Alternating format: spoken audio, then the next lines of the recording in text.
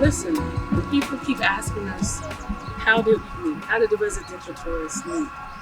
I think we should let them know. Yeah, I think so. I mean, it'll be good, to let them know how we met. Hopefully, it's exciting. Yeah, our little boring love story. But this is the perfect backdrop. Yeah. So maybe I'll be inspired to share some this evening. All right. Well, I mean, so 12 years. 12 years. We've been together 12 years. Just had our 12-year anniversary. Right. It's our third or second in Africa. Third in Africa. Third in Africa. Beautiful. Our first in Kenya. Yes. The first in Kenya. So it's beautiful. That's a good thing.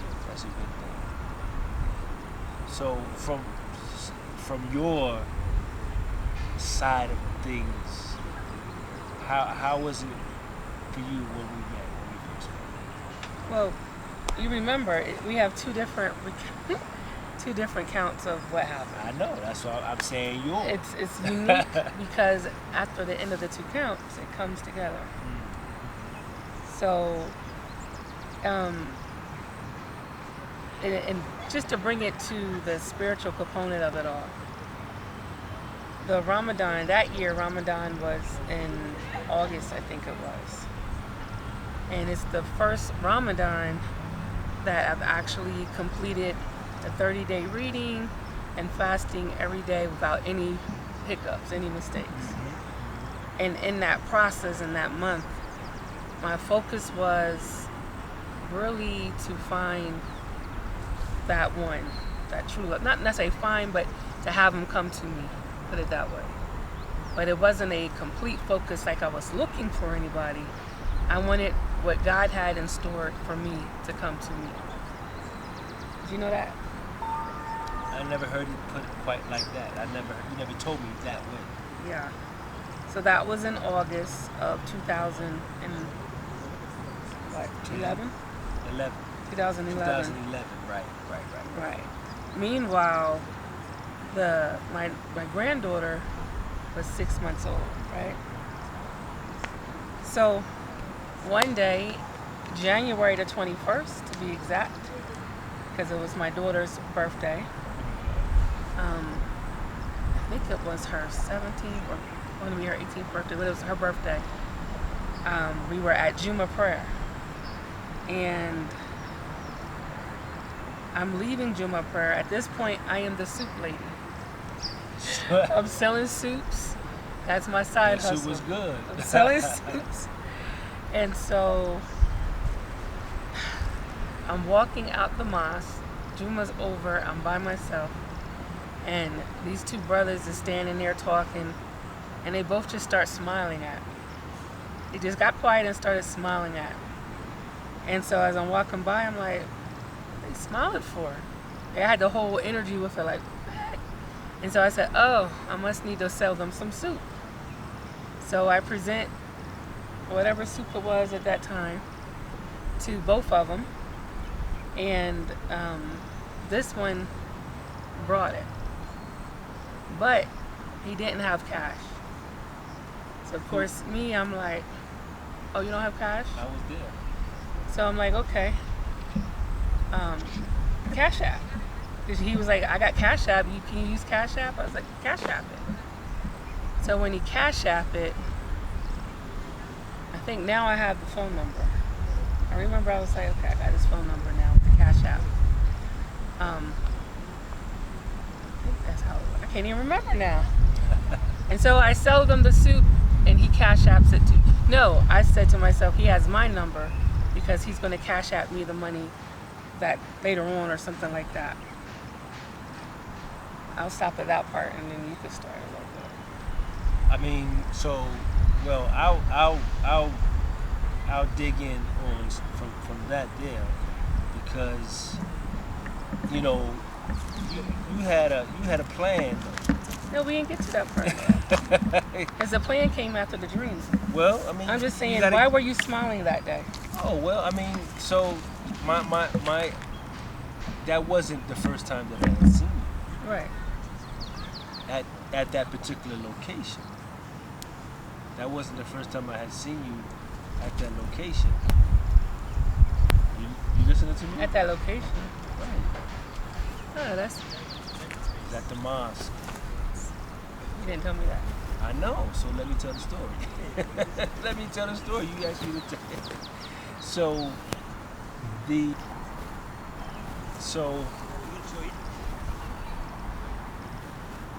I was smiling, and I don't recall the particular brother. I think I know who it is. I vaguely remember that particular moment in that way. However, the first time I had seen you at that location, it was when you were pulling up in the parking lot, and I came and I saw you because I had already seen you before, but just not at that location. And for me, it was like, I've been waiting for this moment. It's a perfect time. So I make my way to you that I can meet you at your vehicle, and then I can actually escort you from your vehicle inside the mosque, which was the location. So fast forward, that particular moment, I'm sure that in my mind, and maybe in this other brother's mind, we both were sharing an interest in you. And so if we had looked at each other and started smiling, it might have been one of those competitive type things. I said, who's going to be the winner? But again, I vaguely remember that. But of course, then, so I'm pretty sure it was of a competitive nature between he and I. But you came to me later on about that suit.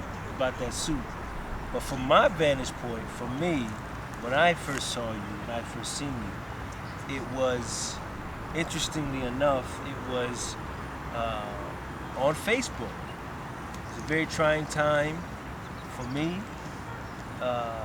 because, my daughter, she was in the hospital, she was sick, and I was able to have a moment when she was finally rested. She wasn't necessarily in a lot of pain, so I could take some time just to kind of do me.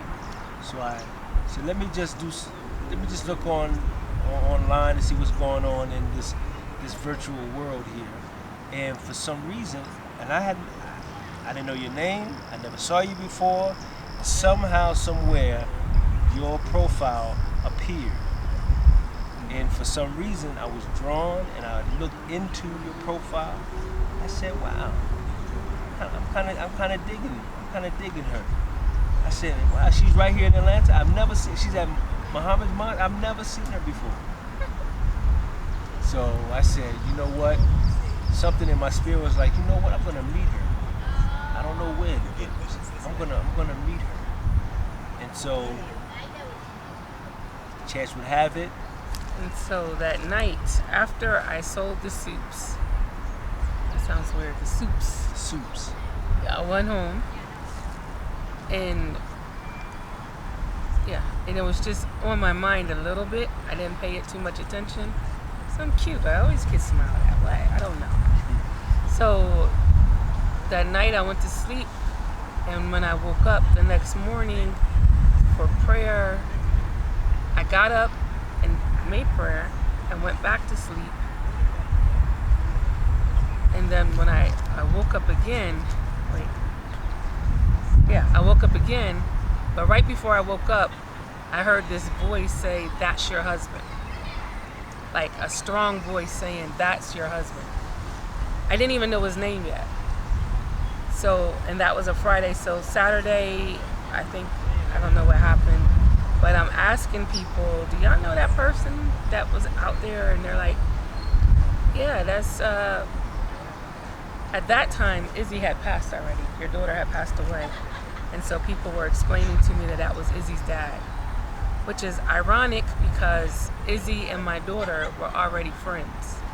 My daughter had went to the funeral, and this is actually the day of the funeral. Yeah, the next day. No, this is the week after the funeral, I think, or a couple of weeks before after the funeral. And people kept telling me, "You got to see Izzy's dad, girl. He's fine." I didn't have a clue who this person was, even though we're at the same place for years.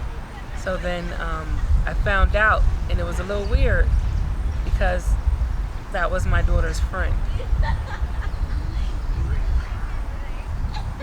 Okay, so I was waiting for the rest of it. after I got that confirmation, I was like, well, let me do a little research.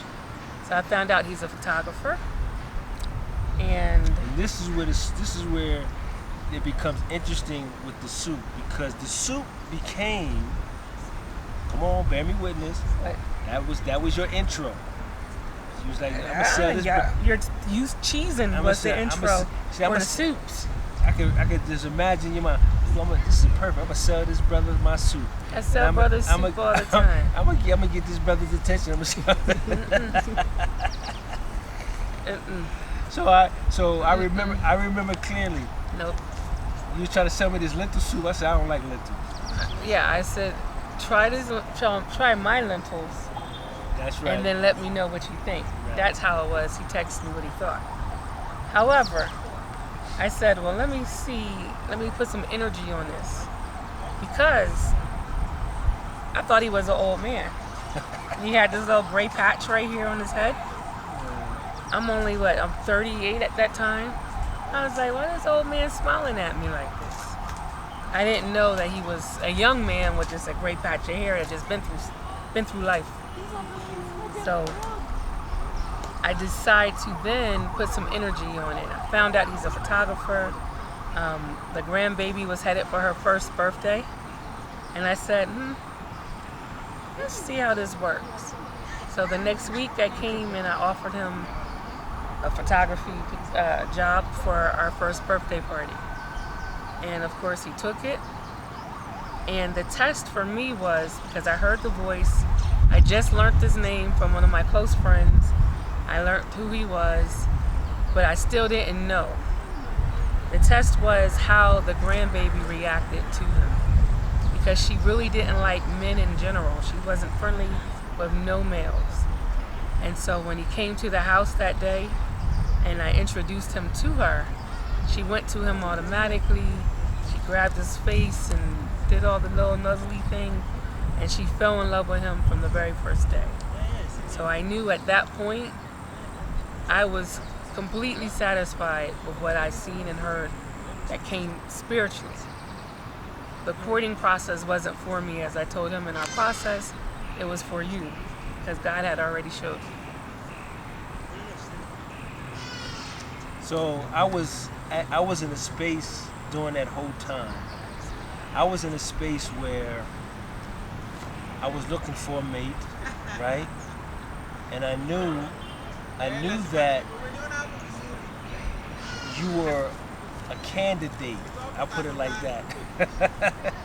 You were a candidate, but it was right upon our Savior's Day, right? So I said, okay, let me not do myself a disservice. Let me go to Chicago to say, no, was it Chicago? Yeah, it was Chicago that year. Let me go to Chicago. But that's the first time you called, because you were getting ready to go to Chicago, and you were trying to figure out if you should get some shoes or a belt or something. I don't remember none of that. He called me from Greenbrier Mall, and he called me, and my daughter was in the room. I was showing her his picture for the first time, and I was like, but he won't call me for some reason. This day he calls, because he was looking for something at Greenbrier Mall, and when he called, I was like a little schoolgirl. The phone rang, I was jumping up and down. I was like, Mame, look, it's him.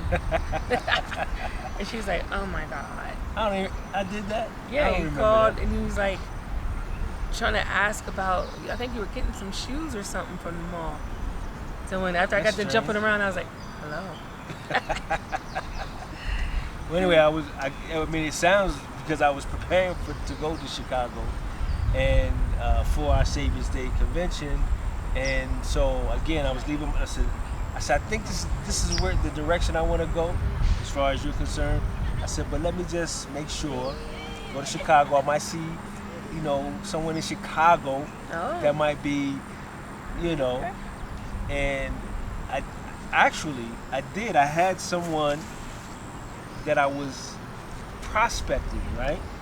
Well, who was Never met her. that? I'm learning some new stuff today. I had seen her. So here's the thing, though. This is how interesting it is. The thing is, I said to myself, okay, if I see her, and if I have an opportunity, then I'll see how it might work. As chance would have it, because I went on the bus to that year. I didn't take the plane or anything like that. So anyway, long story short, we had arrived in Chicago early, so we went to Salam, and we even got to Salam restaurant a little earlier than before I remember opening. you called me from the salon. So the particular individual whom I had a potential interest in was one of the ones on the buffet line. And I forget it was a brother I was with, and I was like, hey, brother, look. That sister I'm thinking about. So he was planning on pimping No. in Chicago. No. He's pimping. I was prospecting. So anyway, go through the line. I said, listen, I don't even know how this happened like this. This is what I'm saying to myself. So I said, I better say something now, get a kind of a feel, because when everything kicks off, I may not even see her for the rest of the weekend. Introduced myself. I asked her her name, and she asked me, okay, so why? She asked me why did I want to know her name? Caught me completely off guard. She must have seen something in my eyes, or she must have seen something and like, he's up to something. So I told her straight up. But the thing was, I didn't get that connection. I was like, I don't feel it. I don't think this is something. So fast forward during the weekend, as we were, I think it was the drill competition, I'm not sure. After the drill competition, the host hotel, we were all the believers were all in the lobby talking and conversing, and then you and I had a chance to sit, and we sat in the lobby almost all night. Of course, everybody else was there, just talking, and it was so easy. It just felt like right. It felt perfect. It felt just right, and I knew that was the answer for me. I said, you know what? That was it. I came to Chicago thinking maybe, and I said to myself, if it doesn't pan out like I knew, because it was just so effortless and easy. From that point on, there it was. So if she gave you energy, what would have happened? I don't know. I can't think about the past like that. That's not. That don't even matter. But here's the part, because much like how you say from a spiritual perspective, it was the same for me. I was allowing myself to pay attention to not my own selfish whatever, but because I too has said, you know what, I came to realize that as an individual in my own thinking, I don't know how to pick the right for me. So I said, you know what, I'm gonna, speaking to God, I said, I'm gonna let you lead the way. I'm gonna pay attention, I'm gonna follow it. So when I got to Chicago, it was like God was like, nah, that ain't the one. And then when you and I sat, we had a chance to really talk and vibe. I mean, it was just effortless, easy flowing, and it just felt right. And it was like God saying, this is the one. This is it right here for you. Well, the rest, they say, is history. It's his story.